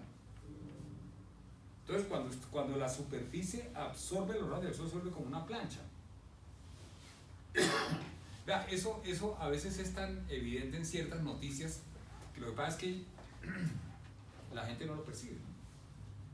Yo, por ejemplo, en Fórmula 1, a mí me gusta la Fórmula 1, y yo a veces leo noticias de Fórmula 1, entonces, fíjense, cuando hablan del trama de los neumáticos, que los neumáticos se desgastan y que yo no sé qué. Y un día vino una noticia que decía, es que el desgaste de los neumáticos fue muy alto porque la temperatura ambiente era de 26 grados y el asfalto estaba a 43. La noticia, listo, siguió pues la noticia, pero fíjese que ahí está la isla de calor. Y es que precisamente el asfalto absorbe los rayos del sol, se calienta y eso genera como un efecto plancha el calentamiento global. Eso se llama la isla de calor. Entonces la séptima la diseñaron por isla de calor. ¿Qué quiere decir? Que las superficies de ese pavimento tienen que ser claras. Entonces se diseñó en concreto ocre, concreto de color, o sea, se va a hacer un transporte, una masa de concreto de 30 centímetros, pero concreto color ocre, para que sea más clarito y los rayos del sol reboten. ¿Y cómo se coloriza? ¿Ah? ¿Cómo se le da el color? Con aditivos minerales o líquidos, con aditivos, eso se le da aditivos. Lo que pasa es que, por ejemplo, cuando yo arranqué, lo que pasa es que hay un arquitecto, como eran arquitectos los que se metieron ahí al corredor verde, entonces la primera cosa, entonces cuando llegué ya a la mesa dicen mis manes, listo, no, mire, el color lo vamos a lograr con cemento blanco. Yo les dije, uy, ¿y ustedes saben cuánto vale el cemento blanco? O sea, con eso le doblan el precio a la tronca. Así de sencillo. El cemento blanco es mucho más caro. Le dije, no señores, ustedes tienen que poner con el cemento normal, tipo concretero gris. ¿Cómo logra el color? Con agregados. Recuerden que el agregado es el 70% de la mezcla del volumen, ¿no? Y si usted quiere lograr algo ocre, pues usted va a tener que tener algo, o algo que el agregado le dé, o algo que envuelva el agregado y lo maquille, que es el aditivo mineral. Entonces el aditivo mineral coge el mortero, lo colorea, el mortero rodea los agregados y por eso el color. Vean este color rojo, por ejemplo, esto es con aditivo mineral. Esto es color azul con aditivo mineral. Entonces tenemos muchas cosas nuevas que se hacen ahí. ¿Alguien ha visto un pavimento permeable? Ese video creo que no. Este es un video, lo que pasa es que no, sí se movió, vean. Eso es concreto permeable. El agua pasa derecho. ¿Sí? ¿Qué es lo que tiene ese concreto permeable? Es un desarrollo tecnológico, la mezcla. Ese concreto lo que tiene es una franja granulométrica que se quita. ¿Qué se le quita a eso? Se le quita una porción de la granulometría, porque quedan los agregados gruesos, los agregados finos para poder mezclarse con la pasta, y toda la franja en medio se elimina. Toda esa fracción de agregados se quita. Entonces el concreto queda lleno de huecos, queda así como se pega entre agregados, pero aquí hay un hueco y aquí pasa. Entonces el agua pasa. Y eso lo que hace es pasar el agua. Ahora, uno puede hacer esto para varias cosas. Recargar niveles freáticos. Se puede hacer. En Barranquilla, por ejemplo, hay un parque ya grande, que es el que está abajo, Parque Palmas del Río. Y ese parque tiene doble cosa. Se va el agua a nivel freático, una parte, y la otra parte la capturan unos tubos perforados, y eso lo llevan a unos tanques y almacenan el agua cuando llueve, ¿no? Lo almacenan ahí, y esa agua es la que después cogen para regar las matas. Entonces dicen que con eso se deja de consumir agua de la ciudad para eso. Profe, ¿cómo es la estructura para ese Eso y concreto las permeable? estructuras, sí. Vean, la estructura es la misma, es un pavimento. O sea, la única diferencia es que entre la losa de concreto y la base se colocan los tubos perforados, y el agua llega ahí y se va por el tubo, pero el resto de la losa necesita soporte, necesita base, una subbase pues, y la subrasante. Eso es. O sea, el agua no daña la estructura. No, hay que protegerla. Por ejemplo, hay que ponerle un plástico, hay que ponerle una membrana que separe. Pero normalmente lo que se hace es que se lleva a este proyecto, por ejemplo, llevan todos unos tubos, se lleva y se almacena, y con eso es que lavan fachadas, lavan pavimentos, riegan matas y todo eso. Y hay zonas, por ejemplo, ustedes saben que las ciudades tienen una tendencia. Ustedes saben que Bogotá se está hundiendo hace 50 años, 80 años, ¿no? Se está hundiendo. Vayan a la 100, váyanse a la 100. Ese edificio que está en la 100 conectado al del edificio de la Equidad, yo voy mucho ahí pues, porque ahí está Cemex. Ese edificio de la esquina ya ahorita le acaban de arreglar otra vez el espacio público. O sea, cuando se hizo el edificio está en pilotes. Eso no pasa nada, o sea, el edificio no se hunde, el edificio está en piloteado. Pero el espacio público estaba aquí, a este desnivel de andén y había 3 escalones. Hoy hay 5 escalones. ¿Por qué? Porque el espacio público se está hundiendo, Ustedes, de pronto hay un sitio que era aterrador al frente de la clínica esa que está en la 19 con 100. La Barraquer. ¿Ustedes han visto cómo están los pavimentos ahí? Están. Esto tiene 4 calzaditas, ¿no es cierto? Las 2 centrales, las dos laterales contra los andenes está aquí y las del centro están abajo. Cuando la 100 se hizo hace un burgo de años, era toda plana. O sea, la ciudad se está hundiendo. ¿Y por qué se hunde la ciudad? Porque a la ciudad le están sacando el nivel freático. Mucho cultivo de flora aquí en la zona occidental está chupando agua de abajo. Ellos no consumen agua del acueducto. Ellos sacan y perforan y extraen. Y están extrayendo agua de una zona donde es. Entonces, cuando usted saca agua, pues la ciudad se asienta, ¿no? Se va asentando. Y hay otro problema. Póngale que aquí lloviera todos los días. Ojalá, pues, para ver si el razonamiento no da. Pero, ¿qué pasa? Hay una cosa que llama la impermeabilización de las ciudades. Entonces, pongamos un ejemplo. El agua comenzó a llover, el agua cayó en el techo de ese edificio. El agua se va para la canal, se va por un tubo a un drenaje, de ahí se va para un tubo de alcantarillado y el alcantarillado se va para el río Bogotá y el río Bogotá se fue al río Magdalena y el río Magdalena se fue para el mar. ¿Dónde quedó el agua? En el mar. Esa agua no está en el nivel freático. ¿Qué es lo que eso no pasaba hace 100 años o 200 años? Recuerden que nuestros barrios eran, hace 100 años estos barrios de por ejemplo, Cedritos. Ustedes saben que Cedritos, que hoy en día hace edificios por todo lado, hace 100 años o hace 80 años eran casas. Casas grandes, con zonas verdes, parques y todas esas vainas. Y el agua caía y se iba al nivel freático. Hoy en día hay algo impermeable ahí que ya no deja que el agua se vaya al nivel freático, sino que se va a un alcantarillado y se va para. Entonces, eso es entonces para recargar niveles freáticos, para usos no potables, para evitar el aquaplaning en ciertas cosas.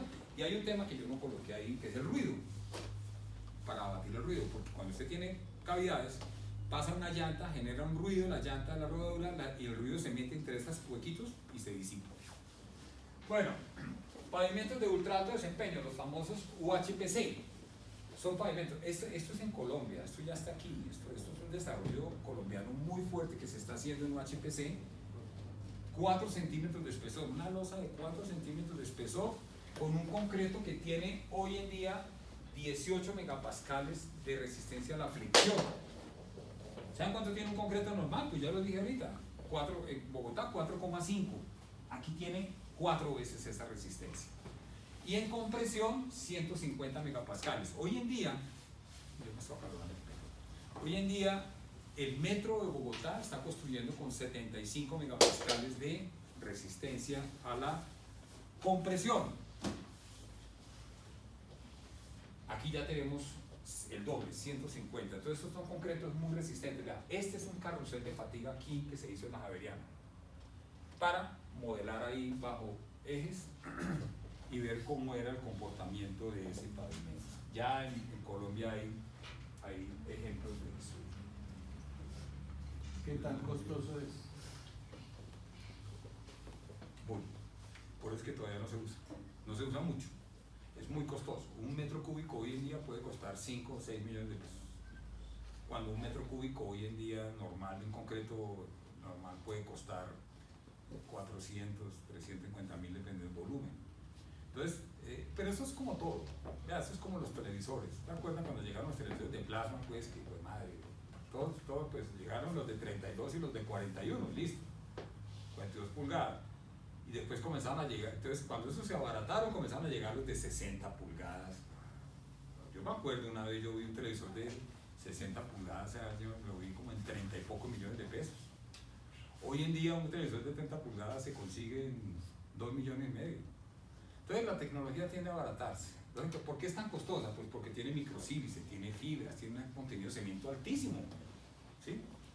El concreto es una infidencia aquí. El concreto del metro, 75 megapascales, vale 1 millón de pesos el metro cúbico. Eso es el valor. Pero es un concreto que tiene 75 megapascales. O sea, tiene 3 veces más de lo que tiene cualquier. Esto que ven ustedes aquí, pavimento compactado con rodillo. Se coloca con la finisher de asfalto, se compacta con los rodillos de asfalto, pero es concreto. Tiene juntas, tiene fraguado, en fin, tiene todo lo relativo. Esto, por ejemplo, es un puerto que se llama Puerto Califa y es un pavimento ultraplano, que esta es una de las taras que había del CCR, y es que todo el mundo decía que el CCR quedaba así todo irregular, porque aquí en Colombia las pruebas que hicieron de CCR era con motoniveladora, o sea, se extendía con motoniveladora. Eso hay que hacerlo con esta máquina, y no es cualquier máquina. Por ejemplo, la Vogele, que es una máquina alemana, porque es la que precompacta, o sea, que no es solamente extender, hay que precompactar. Ya el rodillo le hace el resto de la compactación, pero esto tiene que salir por lo menos con el 95-98% de compactación desde la máquina. Y si lo logra, ahí va a lograr hacer esa vaina. Ahí se fíjese que tiene juntas, tiene todo, pero esto es concreto compactado con rodillo, con una finisher de asfalto. Se va a colocar. Bueno, el tema de la durabilidad, si quiere vamos a avanzar. Pues yo lo voy dando aquí.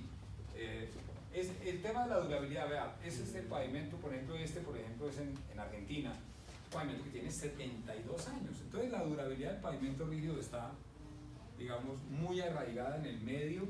Esta es la vía La Calera, hoy en día ya tiene 23 años. Esta, por ejemplo, yo participé en esta vía también. De hecho, cuando estábamos construyendo La Calera, ellos vinieron, se enteraron que había un white topping por aquí, porque ellos querían hacer un white topping del aeropuerto Comalapa a San Salvador, 38 kilómetros en 4 carriles, 2 calzadas de 4 carriles, y yo estuve allá y les mostré toda la experiencia que nosotros estábamos implementando con el tema de La Calera y toda esa vaina, y listo. Se hizo la avenida Comalapa un año después, entonces tiene 22. Entonces, fíjense que las durabilidades son muy altas, las durabilidades de este pavimento son bastante altas. Allá nos vamos a meter en el comportamiento.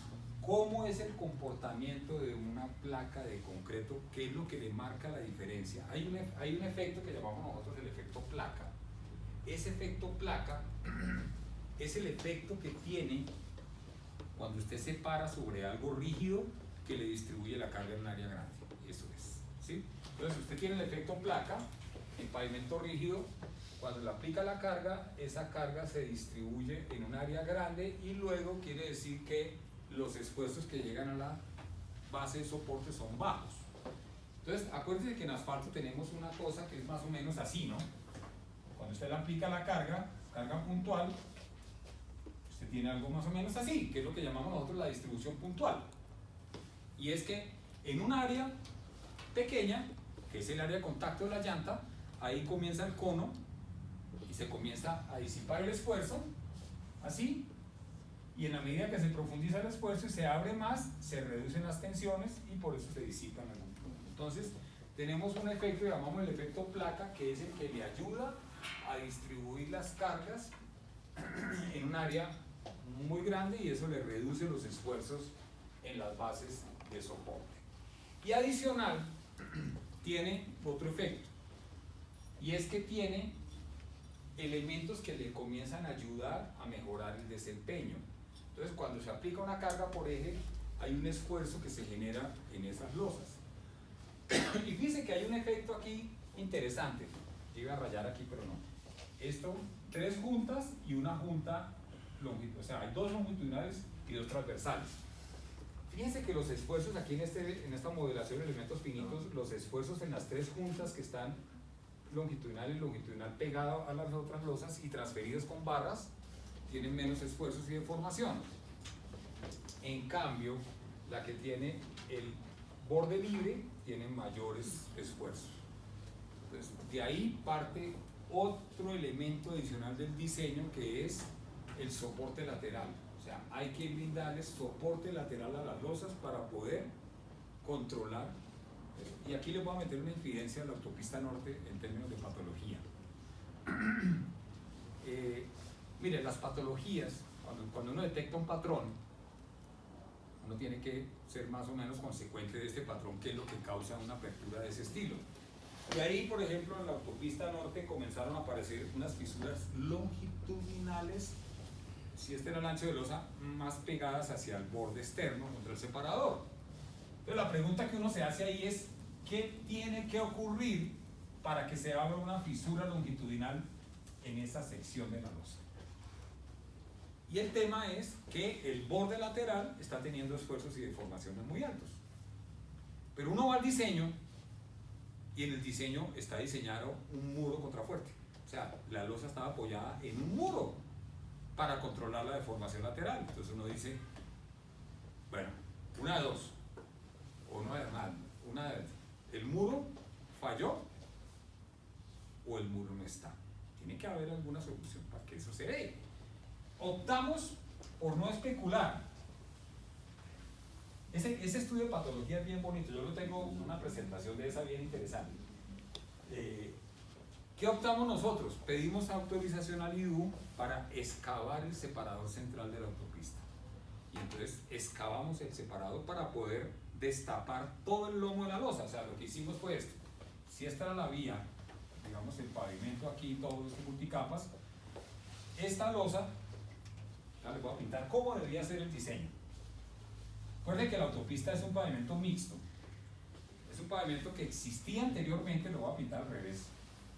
Esta era la estructura antigua. Se hacía una nivelación y la losa nueva era más grande, inclusive porque tiene 4 metros. Es así. Y aquí hay un muro que venía hasta abajo. Entonces, esto venía hasta acá. Esta losa estaba empotrada en ese muro y aquí nace el separador. Esa losa está empotrada. Entonces, cuando pasa un bus de Transmilenio por aquí, carga la losa en ese borde y el muro no la deja deformar. Entonces uno dice, pero se está deformando, porque la fisura está ahí. O sea, la fisura longitudinal así abierta es porque esto no está funcionando y se está rompiendo. Entonces, ¿qué hicimos? Vamos y excavamos todo esto aquí para destapar el muro. ¿Saben qué encontramos? Sí, había un muro. Esta era la tercera posibilidad. Era que había muro, que el muro falló o que el muro estaba mal hecho. Y resulta que encontramos que el muro estaba aquí, hasta esta altura. Lo dejaron así. O sea, de aquí para arriba no había muro. De aquí para arriba no había losa. O sea, cambiaron el diseño completamente. Hicieron la losa aquí y esto quedó sin muro aquí. O sea, quedó sin empotramiento. Y después entonces usted dice, bueno, ¿qué pasó? Porque es que el diseño tiene muro completo y la construcción tiene muro incompleto. ¿Qué tuvo que ocurrir entre diseño y construcción para que sucediera eso? Usted tiene que irse a las actas, a los informes, a todo, y ahí comenzamos hasta que encontramos la causa del por qué. Y resulta que este muro se tenía que hacer en cierto momento de la obra, y como no le aprobaban el diseño al constructor, el constructor en un momento dice, yo voy a ir adelantando el muro. ¿Y hasta dónde hizo el muro? Hasta el nivel del pavimento existente. Hizo el muro hasta aquí. Cuando el muro había que hacerlo al final, cuando iba a ser la losa. ¿Sí? Entonces, fíjense que esa toma de decisiones a veces tienen consecuencias. ¿Ustedes han visto ese tema de la teoría del caos?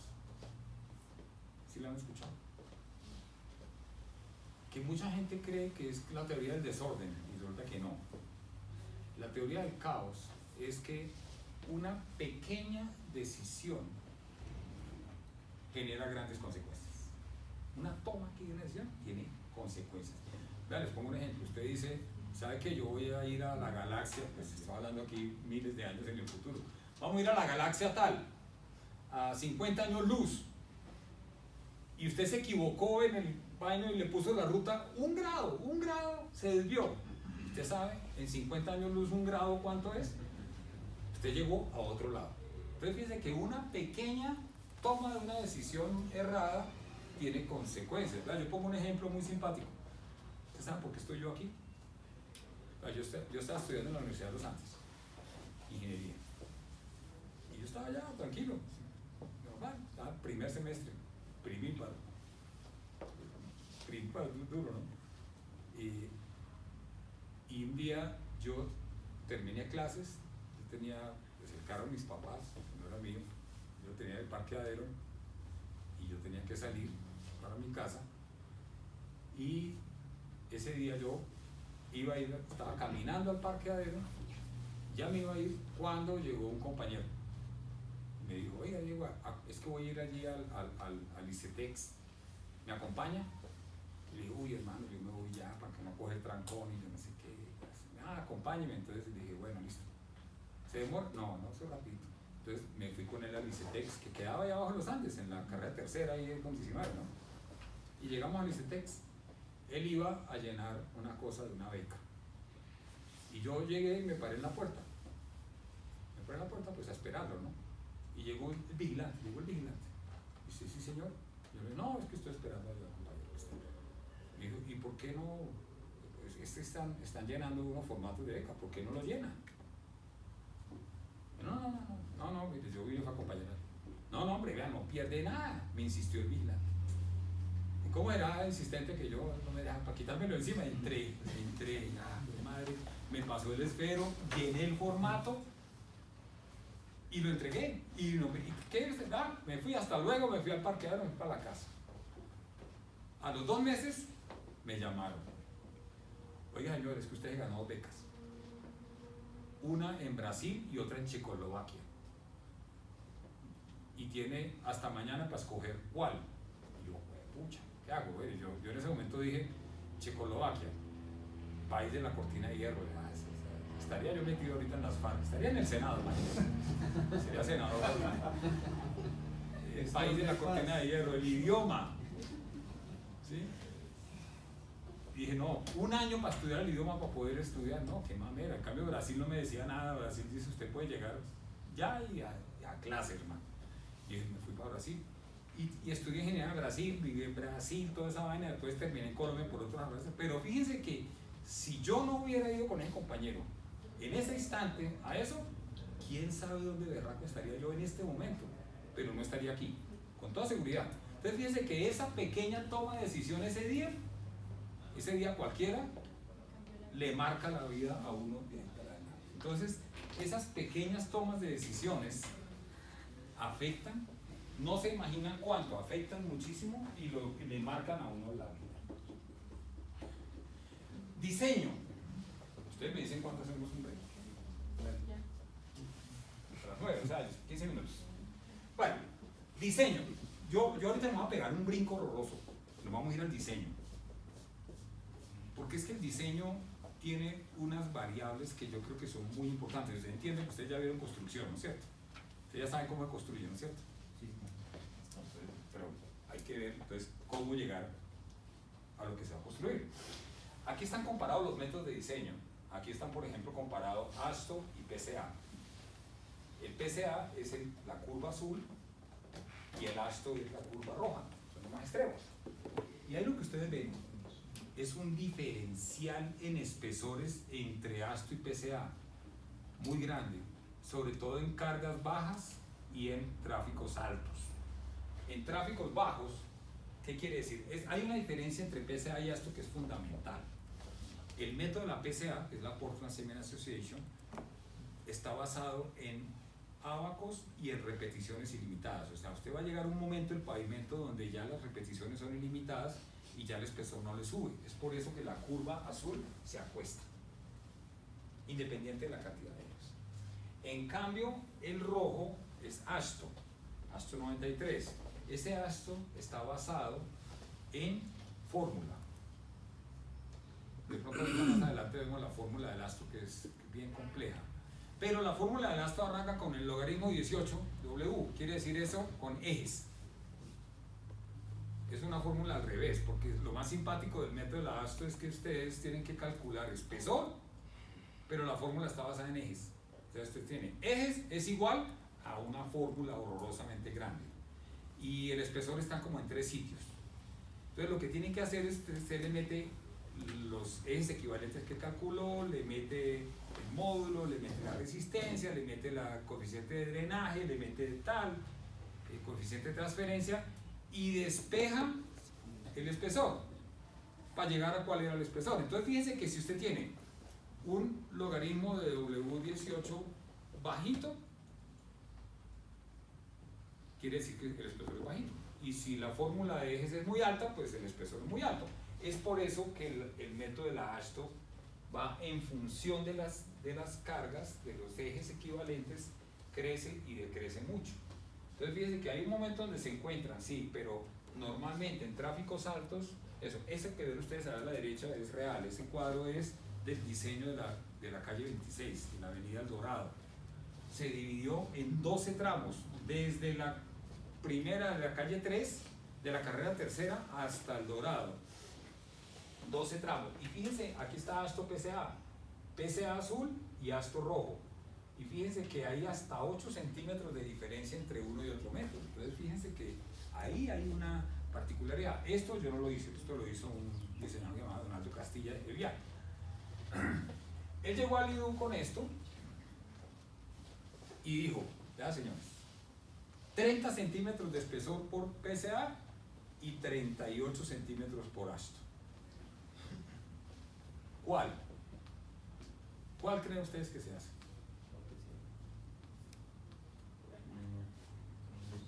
El menor costo. El IDU se fue por el costo.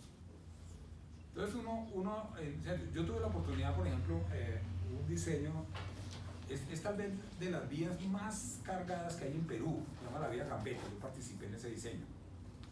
Y en la vía Gambetta a mí me dio 30 centímetros por PCA y 40 centímetros por Asto, 10 centímetros. Entonces cuando yo fui a Perú a presentar el diseño, me dijeron allá los de la entidad, ¿y esa diferencia por qué? Y dije, porque son métodos diferentes. Usted me dijo que comparara Asto PCA, ahí está, con Asto PCA, tiene 10 centímetros de diferencia. ¿Y usted cuál recomienda? Yo le dije 40. Entonces me dijeron, claro, para usted curarse en salud, señor, usted quiere que lo llamen después a reclamar. Entonces yo dije, no, señor. Yo le dije, si esto fuera un tráfico de transporte masivo, unidireccional, todo esto, yo le recomendaría 30 sin problema. Pero aquí tenemos unas cargas de portuario, porque ese es el puerto del Callao, que está al lado del aeropuerto. Entonces aquí tenemos unas cargas que están concentradas en un carril extremo, que es donde entran y salen de las sociedades portuarias, de los puertos, pero también tenemos vehículos de un gran volumen de 5 ejes para arriba. Entonces yo recomiendo 40. Entonces fíjense que muchas de estas recomendaciones van en función de la frecuencia y del tipo de vehículo y de la condición particular. No solamente de que cuál es más barato, porque lógicamente 30 vale menos que 40, ¿no? Entonces, ahí. Bueno, todo el mundo se centra en el espesor del pavimento. Y resulta que el espesor sí es muy importante, pero existen muchas variables más.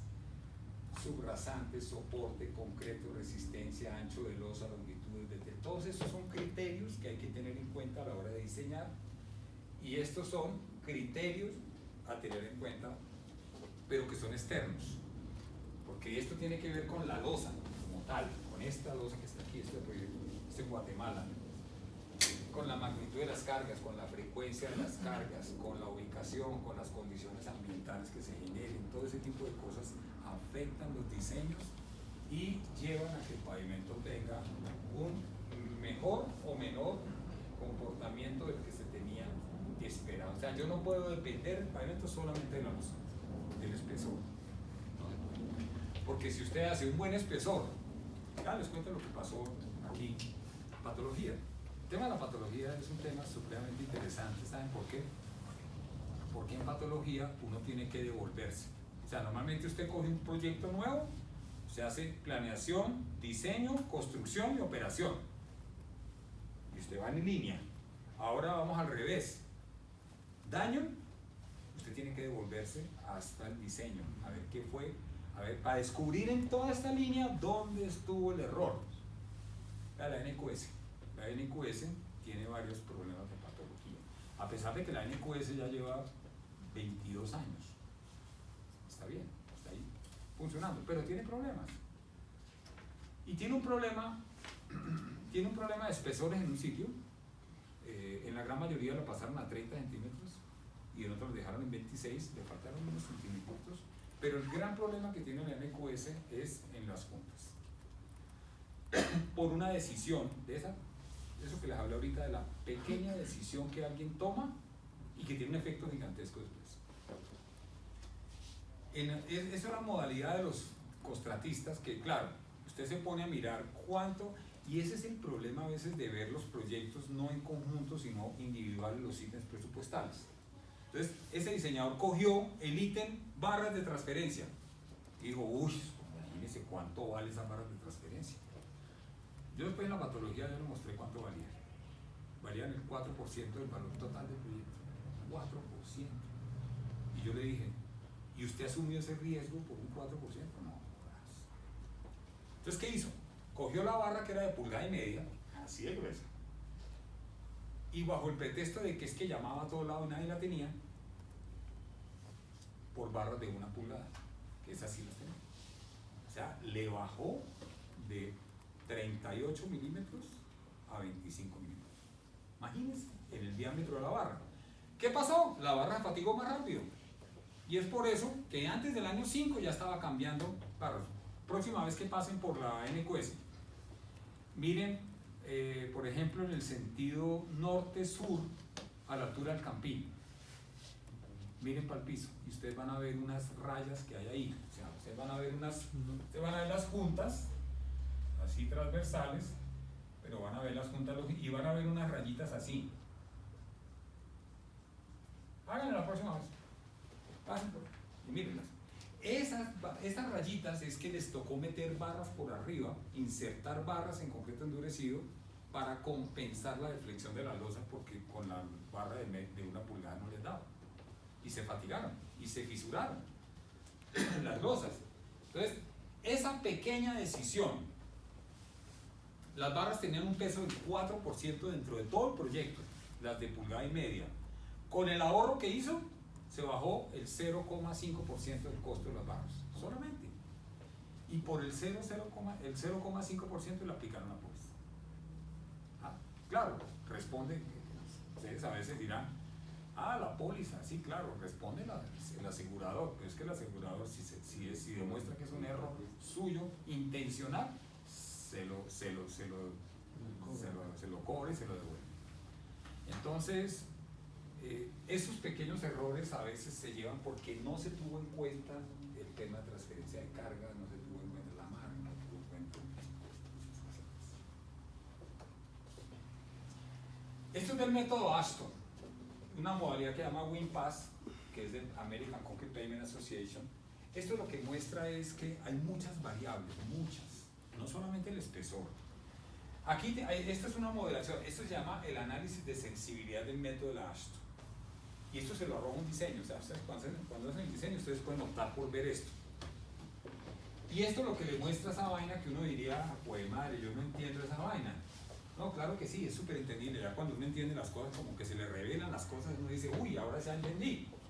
Resulta que la variable, el eje horizontal, es cuánto tiene usted que modificar la variable para que tenga un efecto en el espesor, que es la vertical. El espesor es vertical. Entonces, hay variables como esta rojita, que usted tiene que mover mucho la variable para que tenga un pequeño efecto en el espesor.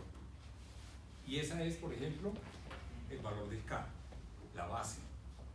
Vean, yo conozco, lo que pasa es que una de las dificultades que hemos tenido a lo largo de estos 20 y poco años para atrás es que muchas de las troncales de transporte masivo la diseñaron diseñadores que estaban muy acostumbrados al asfalto.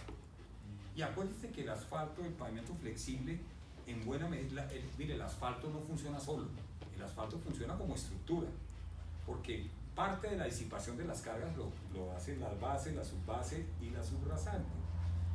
Entonces, una manera de brindarle a un pavimento flexible mayor capacidad es aumentar las capas granulares para que tenga mayor disipación de cargas y no le llegue a la subrasante. Pero eso en rígido no es así, por el efecto placa. En rígido cambia completamente. Entonces, la última cosa que usted tiene que modificar en un diseño para aumentar y repotenciar un pavimento es aumentar la base. Eso no.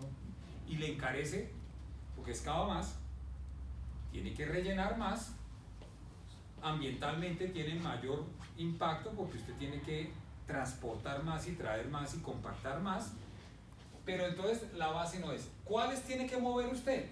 Las verticales, porque las verticales es la que con una pequeña modificación yo tengo un impacto muy grande en el espesor y eso me genera una pendiente vertical. Por ejemplo, ¿cuál? Soporte lateral, porque si ustedes le brindan a la losa un soporte lateral para que esa losa no se deflecte cuando pasan los vehículos, con eso gana el pavimento de una manera salvaje. Fuera de eso, ¿cuál otro tenemos así en soporte? Módulo de rotura, concreto del módulo. La resistencia tiene un impacto bastante grande en el comportamiento. Entonces fíjense que esto lo que nos dice aquí, lo que nos demuestra esta gráfica es que hay muchas variables, sí, pero que hay algunas variables que condicionan el proyecto. ¿Por qué la verde es importante? Drenaje. ¿Por qué el drenaje? Porque ustedes dicen, si yo le mejoro el drenaje, le mejoro el desempeño del pavimento, si no es un tema estructural. Pero es un tema coyuntural. ¿Por qué? Porque si usted no le pone drenajes,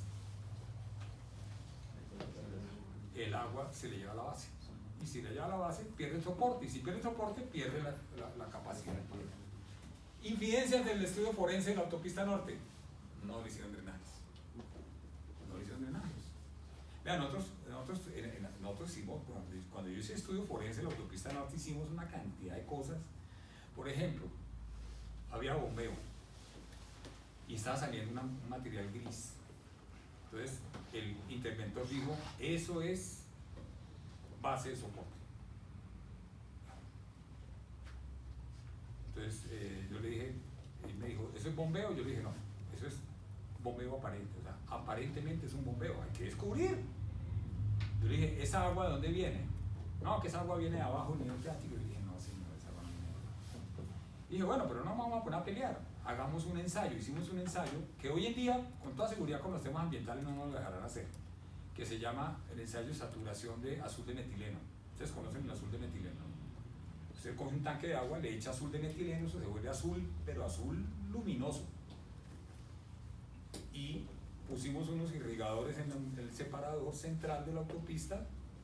Ahí fue cuando descubrimos que había un problema en el muro. Es que fíjense que yo siempre le digo, cuando yo arrancaba un estudio de patología, yo siempre les digo, oiga, prepárense para varias cosas. Pero la primera, prepárense para que ustedes consideren que hoy hay un problema y mañana van a haber 10 problemas. Es como cuando usted va al médico. Usted va al médico y usted está sano y dice, yo soy proactivo, pero me va a chequear, me va a hacer un chequeo general. Y usted sale con cáncer, sale con hígado, no sé qué. Usted no lo sabía. Claro, se lo descubrieron porque lo abrieron. Entonces nosotros hicimos una cosa que llamó la saturador separador. Entonces hicimos irrigadores, el tanque arriba azul de metileno, y simulamos una lluvia en el separador, con tráfico y todo. En el separador, eso quedó azul, todo el pasto quedó azul. Claro, después le echamos agüita para que se diluyera. Y el azul se metió, el agua se metió al separador. Y nos sentamos a esperar, paciencia. A la media hora, el agua comenzó a salir por allá en el pavimento. Cuando pasaba un camión, salió un chorro de agua de la junta, azul. Ahí fue cuando descubrimos que había una conexión entre el separador y el bombeo que estaba sucediendo. No era a nivel freático, era del separador. Y entonces ahí fue cuando dijimos, ¿y el muro? Porque se supone que hay un muro, que era ese. O sea, si ustedes echaban todo esto de agua aquí, y el agua se metía aquí y salía por aquí, y uno dice, ¿cómo atravesó el muro? Entonces averiguemos si hay muro o qué pasó con el muro. De pronto el muro es poroso, alguna cosa. Ahí fue cuando descubrimos que el muro quedó abajo, que todas esas cosas. Entonces, problema de bombeo. Entonces la base es muy importante, los drenajes son muy importantes, pero hay unos que inciden más que otros, hay unos que tienen mayor efecto que otros, y es por eso. Este es el diseño de la vía de la calidad. Esta curva es la de la paloma, que está en la paloma, no, el siguiente mirador, el de arriba, no, ya no me acuerdo. Está el mirador de la paloma abajo y el mirador de arriba. ¿El de la discoteca? Sí, más o menos, ese. Sí, está aquí está el mirador. Esta es la curva. Esta es la curva, vea. Yo me enfrenté en ese diseño a varias disyuntivas importantes y con eso termino para que hagamos el break. Uno es, vea, ustedes que alcanzan a ver aquí. O sea, está el pavimento, está la vía, está digamos, el espacio, digamos, de la bermita, pero hay un espacio muy grande y está la cuneta. Nosotros contratamos en ese momento a un experto en hidráulica para que nos hiciera el diseño, por una particularidad, y es que cuando nosotros pasamos el diseño original de la calera, nos lo devolvió el IDU y el acueducto, porque decía que nosotros teníamos que diseñar todos los caudales de las quebradas que habían ahí a 100 años de retorno, de lluvia retorno. Pues yo les alegué, yo les dije, pero ¿cómo así? O sea, en todos los proyectos ustedes en Bogotá exigen 20, 30, 40, 50 años, y le dije, ¿por qué a nosotros 100? Le dije, si el IDU dice, acá el que va a pagar es el IDU, el que va a pagar es el IDU. Si hay que diseñar los caudales para 100 años, pues se diseñan para 100 años.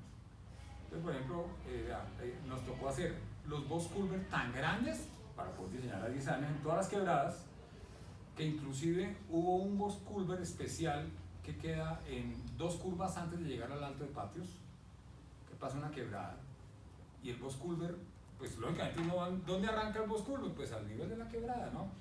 Y de ahí para arriba no daba, pues no daba para colocar el box culvert, la base y la placa. Y en ese, ¿saben qué tocó hacer? Tocó hacer el box culvert y dejar arriba el acabado rayado del pavimento. O sea, el box culvert, la tapa del box culvert es pavimento.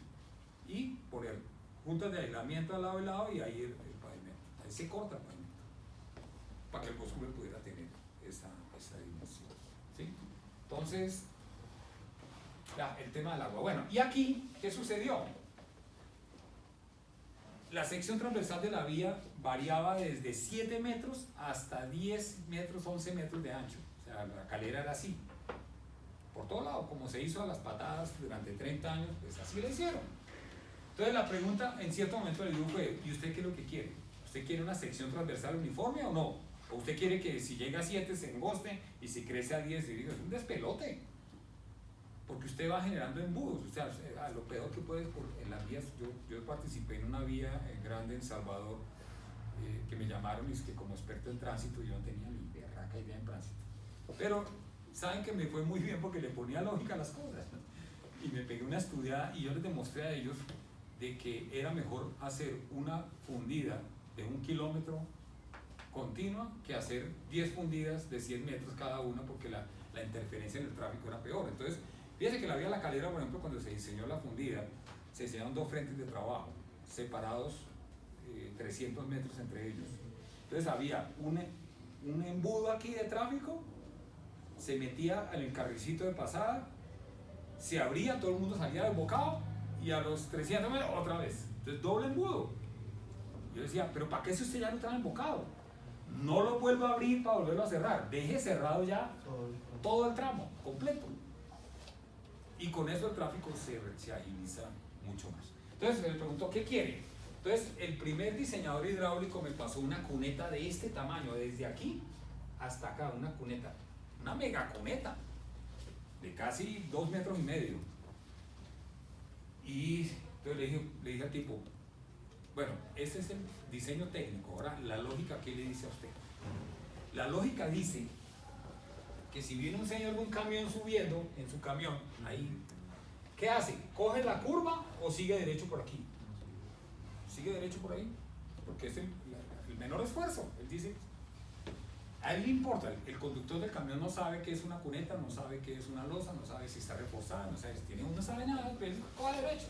Entonces dijimos, tenemos que evitar eso, entonces por eso se diseñaron estos sobreanchos. Ese sobreancho es una losa de concreto reforzada, que está ahí y está amarrada a la losa. Porque, y ustedes párense ahí, al día próxima vez que vayan al mirador, párense aquí y ustedes van a ver qué hacen los camiones y qué hacen los carros. Siguen derecho por aquí y se montan. Si estuviera la cuneta ahí, la cuneta ya estaba destrozada hace 20 años. Pero eso es una ampliación en concreto reforzado, que fuera de eso tiene una consideración de losa ancha. Fue la primera vía en Colombia que se diseñó con losa ancha.